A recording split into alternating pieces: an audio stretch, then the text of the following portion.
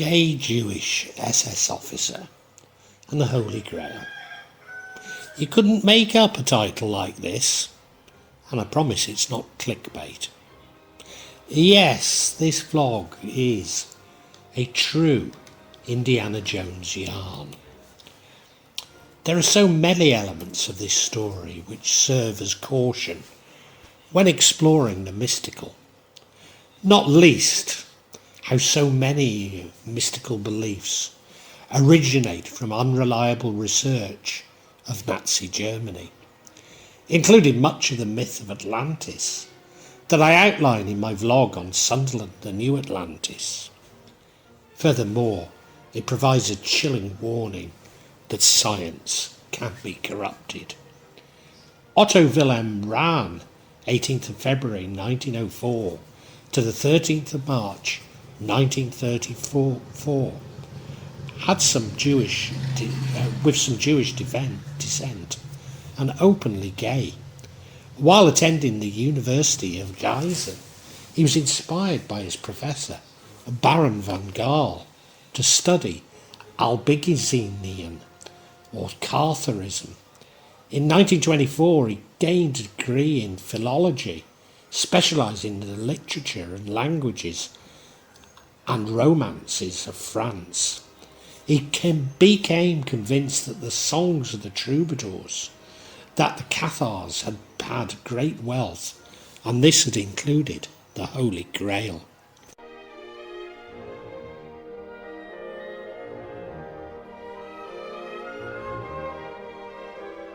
In 1931, he travelled to the Pyrenees in southern France to research his interest. Aided by the French mystic and historian Antonin Gall, Rahn argued that there was a direct link between Wolfram von Eschbach's Parzival and the Cathars. Antoine Gall, May 15th, 1877 to June 15th, 1962, was a French mystic and historian who dedicated to his life to the study of the Cathars in the south of France, their spirituality, beliefs and ideology. Gall's beliefs was that the process of Cathar perfecti initiation was contained within the Christian message of the Gospels and the cycle of the Christ story, and there was a hidden meaning of the Grail legend. Parzival is a medieval chivalric romance by the poet and knight Wolfram von Eschbach in Middle High German. The poem, commonly dated to the first quarter of the 13th century, is about Arthurian hero Parzival in French, and his long quest for the Holy Grail, following his initial failure to achieve it. For Eschbach, the Grail is not only a quest, but a mystical world. The earliest reference to Parzival is found in Creton de Troyes' first Arthurian romance, Ereket ek Endine, where Percivalus Igualas, Percivalus of Wales. He appears in a list of Arthur's knights. In another Cretan's romances, Clige, Percival is renowned vassal who is defeated by the Knight of Clige in a tournament. He then becomes the protagonist of Cretan's first romance, Percival, the Story of the Grail. Although there is some debate if the Welsh hero Perdu, son of Evrac, is actually Percival, and indeed if this predates Cretan's Percival. There's no Holy Grail in the Welsh legend, although there is a silver salver, which some represents the Grail. There are cauldrons in Welsh literature which have been associated with the Grail, but these are not associated with Perdur, and most often with Bran the Blessed. He came to believe that evidence for the Grail, if not the Grail itself, lay beneath the mountain peak where the fortress of Monseigneur remains, the last Cathar fortress to the fall of the Albigensian Crusade. In the days prior to the fall of the fortress, several Cathars allegedly slipped through the Crusaders' lines. This led to legends that they'd escaped with a secret treasure or esoteric knowledge. In 1906, esoteric French writer Josephine Pelledan proposed that the treasure was really the Holy Grail, arguing that Monseigneur was the Mulselwach or Monslavat of Wolfram von Essenbach's 13th century Grail romance Parzival. The idea was followed and expanded by various later writers, especially in France, and it's inspired legends, conspiracy theories and fictional works associated with the Cathars and Monseigneur. With the Holy Grail being cast, there is a network of caves beneath Monseigneur, which Rahn explored for many years, and despite leasing a hotel in the area, his explorations left him penniless.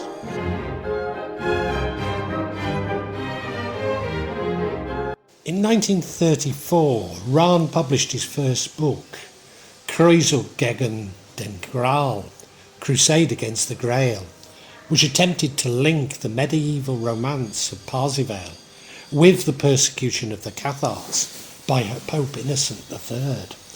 The book came to the attention of Karl Maria Wiligut, head of the Department for Pre- and Early History of the SS Race and Settlement Main Office.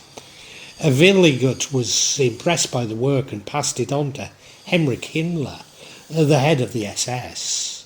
Himmler was obsessed with the Grail and the ultimate source of power and eternal life, and was thus impressed with Rahn's work.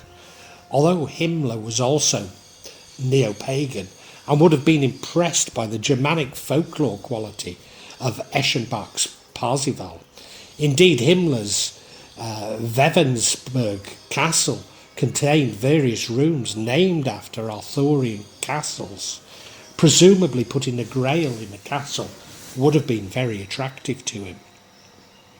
Rahn joined Himmler's staff as a junior non-commissioned officer and became a full member of the Allgemeine SS in March 1936, attaining the rank of SS Unterscharführer the following month.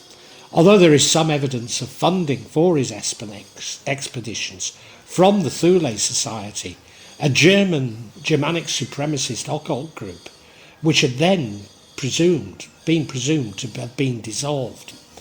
Research for his second book, Lucifer's Court, led Rahn to sacred sites across Nazi Germany, France, Italy and Iceland. During this time he maintained frequent correspondence with Himmler, who was interested in Rahn's research, and through the SS funded his expeditions. He also found deep in the cave systems, drawing on a rock surface depicting the Knights Templar, including one which featured a lance, possibly the lance of Longinus, the sphere of destiny, which Hitler was later believed that he had found. Rahn traced the evidence of the story he had achieved so far and speculated that the evidence showed that there were two grails, an emerald cup and a stone tablet.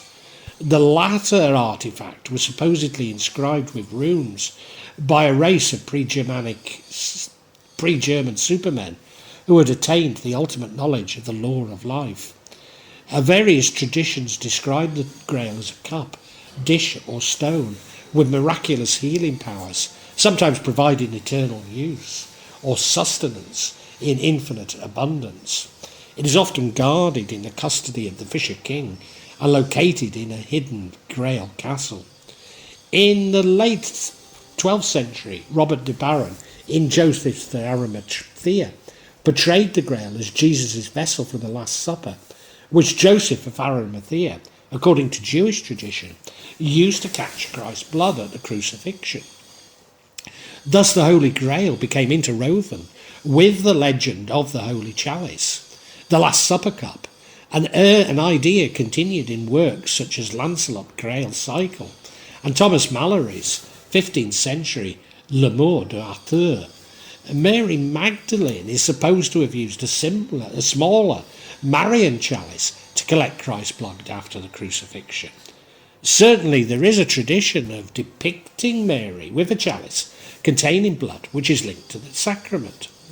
Another version is that Mary used this chalice to anoint Christ with oil.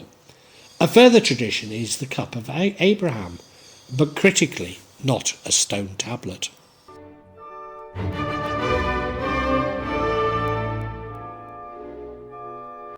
By 1937, Rahn had failed to deliver the Grail to Himmler and was becoming increasingly disaffected with the SS, not least as his books had been changed to become anti-Semitic.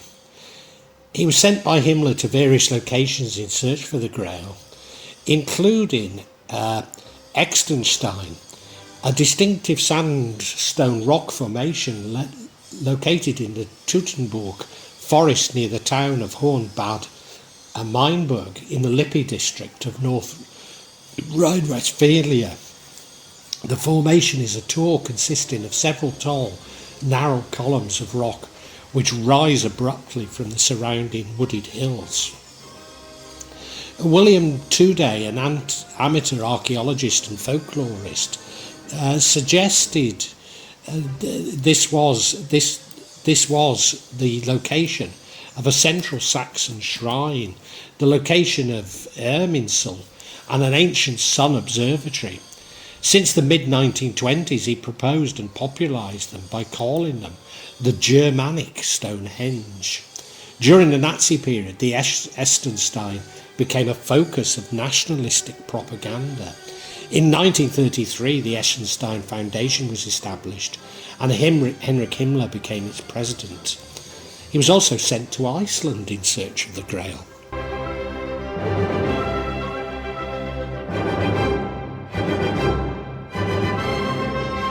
Rahn's homosexuality had been known to Himmler, but in 1937 it became the subject of difficulties with other SS officers, who'd long contrasted their conduct with the open homosexuality common in Ernst Röng's Sturm et Bleiklung. Following a drunken homosexual scrape, Rahn was assigned guard duty at Dachau concentration camp. Deeply concerned by what he had witnessed in Dachau, he became extremely worried for his own safety. Rahn offered his resignation from the SS in February 1939, despite this almost certainly meaning that this would endanger his life. This was accepted by Himmler. On March the 13th, Rahn's body was found by local children in a ravine near Sol, Kristein, Tyrol in Austria. 60 years later, in an interview with Sunna, one of those who found Rahn's body described finding 2 empty bottles next to it. Some suggest containing sleeping pills and whiskey to aid his suicide in the freezing cold.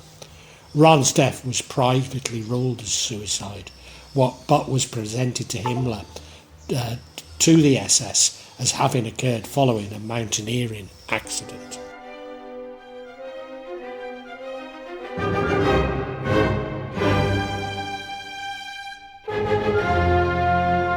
Himmler hypothesised that Monsignor was actually Montserrat in Spain, based on oral folk traditions, but was unable to find it.